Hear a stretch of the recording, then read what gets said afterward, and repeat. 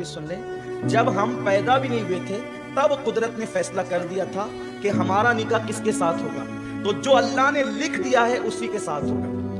اگر ہر لڑکی کے ساتھ ہمارا نکاح جس کو دیکھا ہو جاتا تو یہ جو رشتے آ کے جو واپس جاتے ہیں نا، کئی کئی سال تک چلتا رہتا ہے، آ رہے جا رہے آتا۔ میں کہتا ہوں جہاں لکھا تو وہاں پہنچ ہی نہیں رہا ہے، جہاں اللہ نے لکھا ہے جس دن وہاں پہنچ جائے گا اور وہ وقت آ جائے گا تو پھر چٹ منگنی پٹ بیا والا مسئلہ بھی ہو جائے گا۔ لیکن جب اللہ نے جہاں لکھا ہے تو وہاں پہنچتا ہی نہیں ہے، تو ابھی انتظار کر۔